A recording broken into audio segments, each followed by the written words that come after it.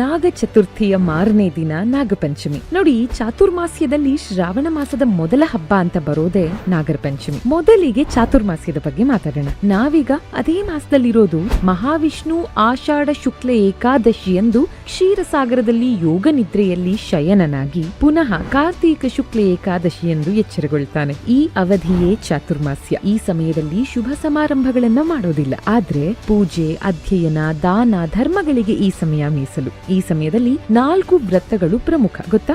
ಶಾಕವ್ರತ ಆಷಾಢ ಶುಕ್ಲ ಏಕಾದಶಿಯಿಂದ ಶ್ರಾವಣ ಶುಕ್ಲ ದಶಮಿಯ ತನಕ ತರಕಾರಿಗಳು ನಿಷಿದ್ಧ.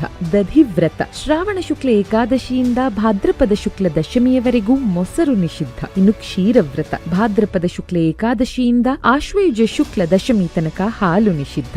ದ್ವಿದಳ ವ್ರತ ಆಶ್ವಯುಜ ಶುಕ್ಲ ಏಕಾದಶಿಯಿಂದ ಕಾರ್ತೀಕ ಶುಕ್ಲ ದಶಮಿಯವರೆಗೂ ದ್ವಿದಳ ಧಾನ್ಯಗಳು ನಿಷಿದ್ಧ. ಇದೇ ಚಾತುರ್ಮಾಸ್ಯದ ಸಮಯದಲ್ಲಿ ಬರೋದೇ ನಾಗರ ಚತುರ್ಥಿ ಅಥವಾ ನಾಗಚೌತಿ. ಮನೆಯ ಹೆಂಗಸರು ತಮ್ಮ ಸಂಸಾರ, ಮನೆ, ಮಕ್ಕಳಿಗಾಗಿ ಪೂಜೆ ಮಾಡೋ ದಿನ. ನಿಮಗೆ ಗೊತ್ತಿರಬಹುದು, ವರ್ಷದಲ್ಲಿ 2 ಬಾರಿ ನಾಗಚೌತಿ ಬರುತ್ತೆ. ಕಾರ್ತೀಕ ಮಾಸದಲ್ಲಿ ಒಮ್ಮೆ, ದೀಪಾವಳಿ ಅಮಾವಾಸ್ಯೆಯ ನಂತರ 4 ದಿನಗಳು ಕಳೆದು, ಇನ್ನು ಶ್ರಾವಣ ಮಾಸದಲ್ಲಿ ನಾಗರ ಪಂಚಮಿಯ ಹಿಂದಿನ ದಿನ. ನಾಗ ಸಂತತಿ ಉಳಿದ ದಿನ ನಾಗರ ಪಂಚಮಿ ಅಂತ ನಿಮಗೆ ಗೊತ್ತಾ? ಹೌದು, ಇದ್ರ ಬಗ್ಗೆ ಮುಂದಿನ ವಿಡಿಯೋದಲ್ಲಿ ನಾನು ನಿಮಗೆ ತಿಳಿಸ್ಕೊಡ್ತೀನಿ. ಅಷ್ಟು ಮಾತ್ರ ಅಲ್ಲ, ನಾಗರ ಪಂಚಮಿಗೂ ಕೃಷ್ಣನಿಗೂ ಇರೋ ನಂಟಿನ ಬಗ್ಗೆ ಕೂಡ ಮುಂಬರೋ ವಿಡಿಯೋಸ್ಗಳಲ್ಲಿ ನಾನು ನಿಮಗೆ ತಿಳಿಸ್ಕೊಡ್ತೀನಿ.